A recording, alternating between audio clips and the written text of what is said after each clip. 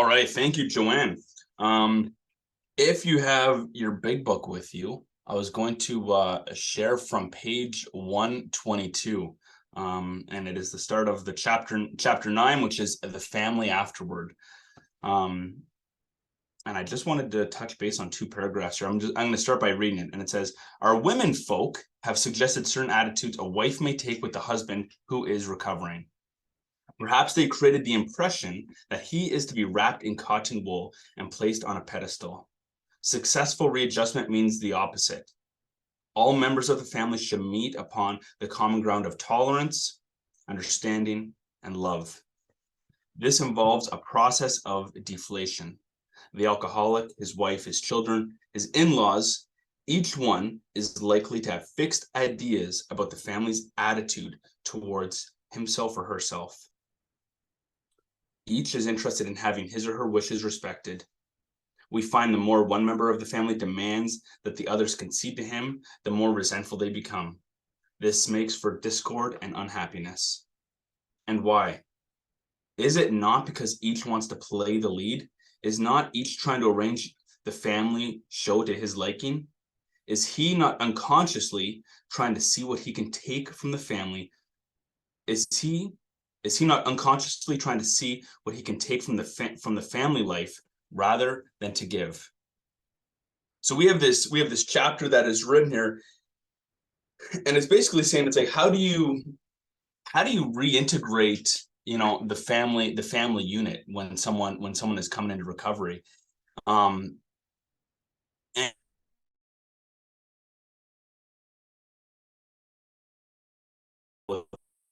when I came into recovery, but I think when I read this, I can also take this to, like, what does this look like in what is my present day experience to this?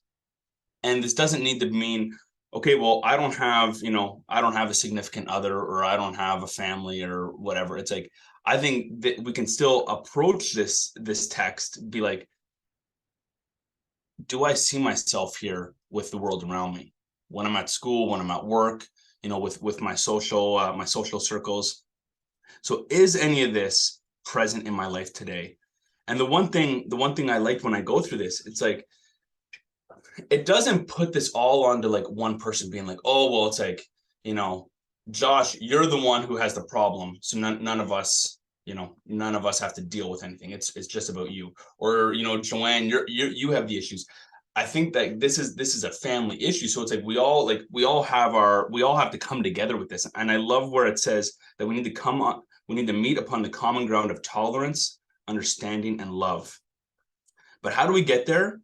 Through the process of deflation. And I absolutely hate the process of deflation. Like, I cannot stand that process. So, like the big book says, it's like, it's like, go out, pass this message on. But it's like, as you do that, though, before you do that, it's like, make sure that you have that your own house is in order. So this past week, Joanne might use the word prickly. Like, I was a little bit prickly this week. And there was one night I was coming down the stairs, and we have a tiny entrance, like a little 1950s entrance. So that gets quite chaotic with boots and jackets and backpacks and all that sort. So sometimes when people come in, they don't want to leave their boots there. They want to leave their boots 2 feet out of that mess. But what's right outside of that little space? The bottom of the stairs. So I walk down the stairs one night, it's dark, boom, stub my toe on someone's boot, which will remain nameless. And there might have been a couple words that I let out, and get your boots out of here. This isn't where they belong. And I'm just in a pissy attitude. That attitude carried on the next night, and the same thing happened. The boots have been worn the next day. The person had gone out, and when the person came back in, man, I don't need to listen to nobody. I'm going to put my boots in the exact same spot. Again, come down the stairs. It's dark. I stub my toes again. Water bottle gets knocked over. My toes hurt. and I kind of went into a rant on this person. A very yeah, it was not a nice rant. Was I practicing these principles and all my I was like, this is not how I want to be seen. And here I am acting this way in my own home. And I basically said, it's like, you deal with your boots. You take care of them. Like, you put them away. Yeah, the person didn't take care of them. The person basically, yeah, I'm just gonna walk over my boots and just go right to bed. I don't have to. So I'm like, ugh. But what is the process of deflation? I have to go up like a dog with my tail in between my legs and be like, man, it's probably like 20 minutes later. And it's just like, you know what? That I had no right to actually speak to you that way. This is, yeah, I had no right. It doesn't matter what's going on. I had no right to speak to you that way. And to me, that is the process of that is the process of deflation, where it's like, am I quick? Am I quick? You know what? I don't even know if I was quick. That was like 2 days rolling into this, but it's like I need to be quick to admit my wrongs. Was I coming into my home on the common ground of tolerance, understanding, and love? Um, it goes on to say that it's like each of us, so not just me, not just my wife, not just my kids, but it's like, but each one of us is likely to have fixed ideas about the family's attitude towards himself or herself. And what is this fixed idea? This fixed idea is like this irrational obsession. That's like, this is what I found online when I just like, I'm like, well, like, how would they define fixed idea? And they would say that it's this irrational obsession that so dominates an individual's thoughts as determine his or her actions.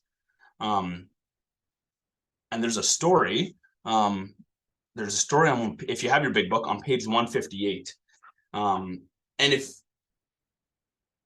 you've seen the picture, like one of those classic AA pictures where it's like there's these two guys, on chairs, and then they got a guy in the bed. This is kind of that story here, and it's talking about this lawyer. It's this well-to-do, lawyer, businessman, what like looks good in society, has all together, but it's like the drink took him out, and he's basically locked up in he's locked up in the hospital, knowing that it's like the moment he leaves, he's gonna drink, and he has experience after experience that happened, and his hope isn't to be free of the drink forever. He just wants to be like, man, if I can just make 6 months without drinking, that'll be okay. If I just make 8 months, then I'll be okay.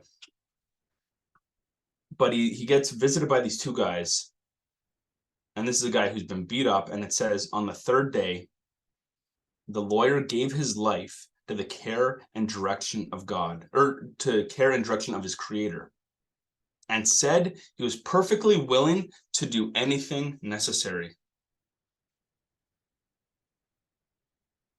Am I willing to do anything necessary?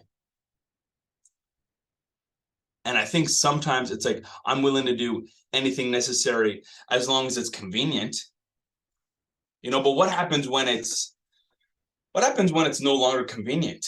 What happens when it starts to affect, my free time? What happens when it starts to affect my relationships? What happens when it starts to affect my finances? Am I still willing? What happens when it starts to affect like my status in society or how people look at me? Like, here's a guy who's a lawyer, like what if it's like,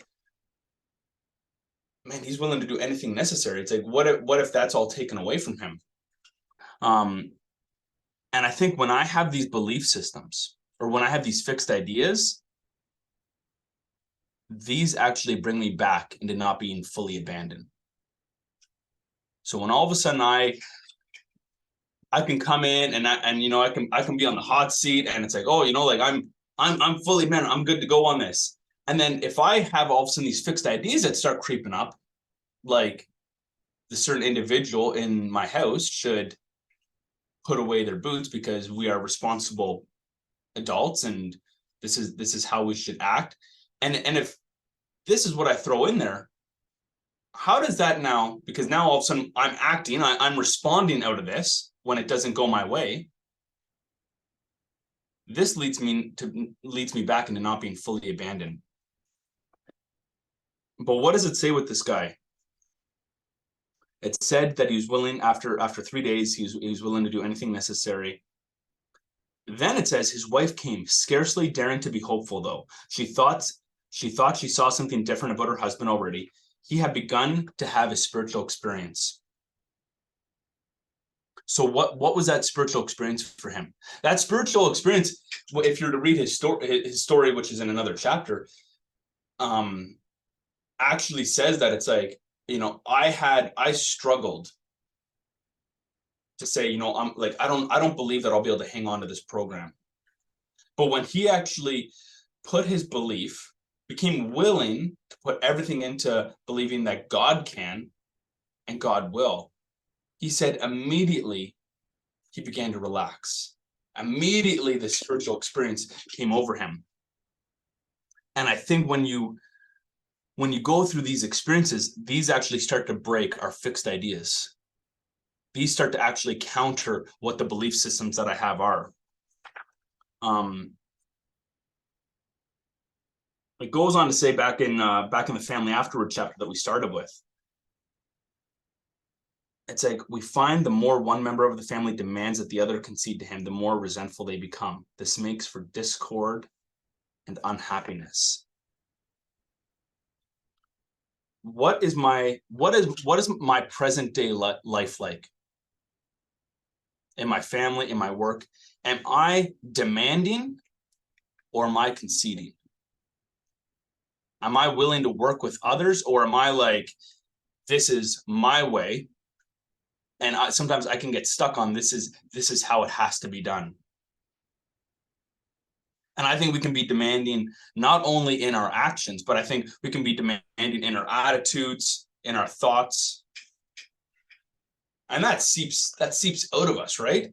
Like if you are, I'm trying to think, like whatever's going inside your mind, whether or not you say something or whether or not it comes out in action, I really believe that it's like you're able to sense that off of the person. So do I have a demanding attitude? Are my thoughts demanding that I'm throwing these expectations all over these other people? Because when I'm demanding, that creates what? Discord and unhappiness. It goes on to say that each of us, so this is if you're in recovery or not, this is the alcoholic, this is the codependent, this is the guy at work, the kid in the family, we all want to play the lead. There's another member of my family that it is very obvious when they want to play the lead. Like they have this, they are a big thinker and they get these big ideas. And it's like, and they want everyone else to join this idea. And I'm like, no, I don't. I'm trying to even think of like what an example is right now. Like, and I know there's so many that it's like, but no, I don't want to reconstruct my entire house right now. Like, I do not want to do that. And if it doesn't happen, man, it can turn into chaos very quickly. And that's the life of that's the life of this 6-year-old at least. But how different am I? To me, as an adult, I can be the exact same way. I just hide it a little bit differently. Those emotions are, but do I not want to take the lead? Do I not want to try and control all the little things around me? Because then things can be okay. But on page 164,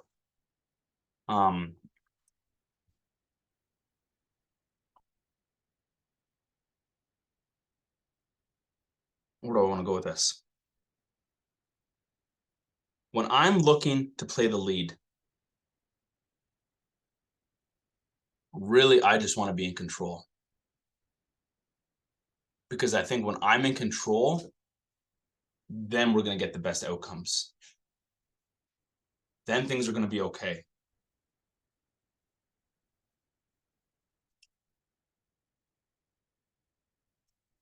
But it's not about me trying to be in control.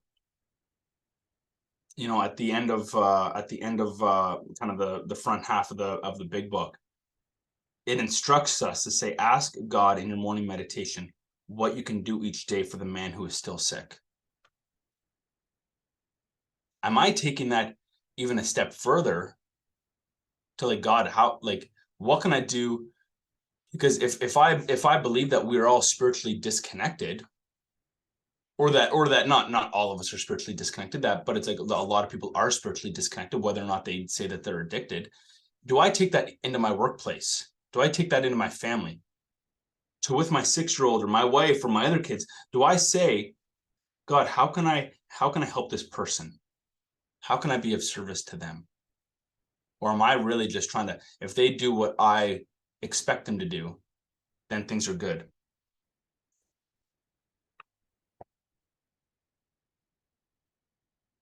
Are we not trying to arrange the family show to our liking? Is he not unconsciously trying to see what he can take from the family life rather than give? And I think there's this piece all of a sudden now that it's like, well, am I unconsciously trying to do this? Well, how do I know if I'm unconsciously trying to do this? I think this is the benefit of where we actually need people around us. We need, like, I think sometimes, not sometimes, this is not sometimes, many times, I think I got this on my own. I can figure this out. And I think that right there is that's a fixed idea. That's a false belief right there. That it's like, I actually need other people around me to point things out, because I can unconsciously be going about my day with these fixed ideas, which are all of a sudden determining all the actions around me. And I'm doing this without even thinking. This is just second nature. So how do I come out of unconsciousness into consciousness? Well, right before these two guys met with that lawyer that I told you about, one of the two guys had just gone sober. And they said, it's like, they were hitting some low spots, but they said they had to stay spiritually active. And I think that is a good spot for me to start with. I need to become spiritually active. So how do I become spiritually active? I think we can look at the triangle, where I got the unity, where I got the recovery, I got the service. And when I put all of those pieces together, God's going to start opening my eyes to things. And I thought, like, I don't know what the gaming system is called, like virtual, like, what's the one where you put the goggles over your eyes, like the virtual reality? So we went on a trip this past summer, Joanna and I, and we stayed at this person's house. And the one guy was just like, he was really into virtual reality stuff. And he's like, hey, I got to show you this. And he puts it on, like, he wanted to strap me in. He wanted to give me, and I was like, oh, this is kind of, I've never done anything like that. It was weird.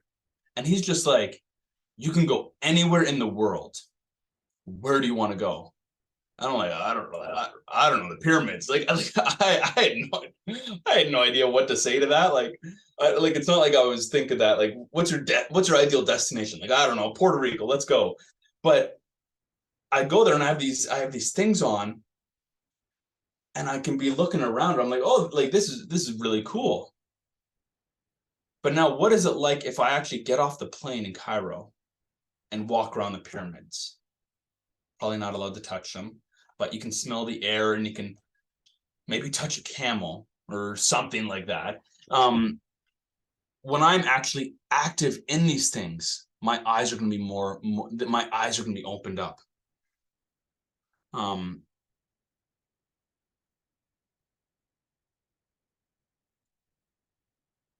When I'm spiritually active, that leads me to want to help others.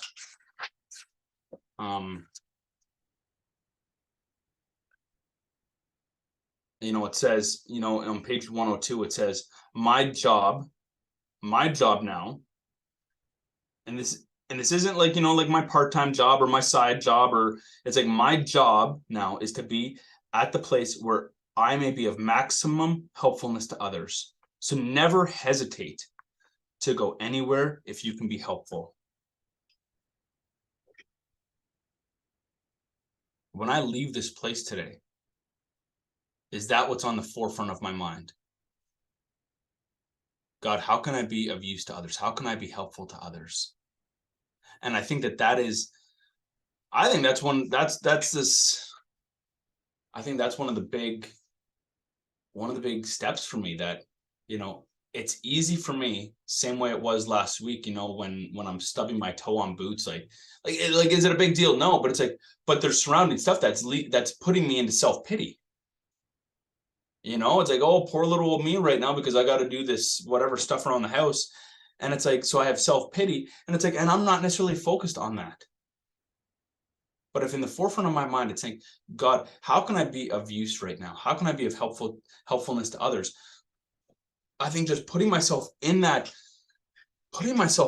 scenario, God's going to start opening my eyes. God's going to start using me. When I'm connected to a group, and I have other people speaking into my life, man, they can give you considerations. Hey, do you think you have a belief system that maybe a wife is supposed to operate in this regard? Yeah, maybe so. Can that idea or belief system be squashed all of a sudden? Because I think that's what God really wants to do. I think really God wants me to set aside everything I think I know about him and recovery and the world around me. And it's like, and he wants to give me a new experience, and he doesn't want me to be going around with, I think I know what's best. But can I start to look at the world and operate in the world with the belief system and these ideas that he has for me? And when I do that, I'm actually connected to the Spirit of God, and I'm walking hand in hand with my Creator. So that is my encouragement today, for you guys, that as you go about this process, just be aware and ask God. It's like, where am I walking around blind right now? Because a lot of times when we're walking around unconsciously doing these things, often behind that stuff, I was saying belief system a lot, but a lot of times it's going to show our exact nature. And behind my exact nature, there's a fear. And I think that's what God wants to come in, and God wants to remove that fear. God wants to heal that part of us. But I just need to be willing to do that. So thank you for letting me share today.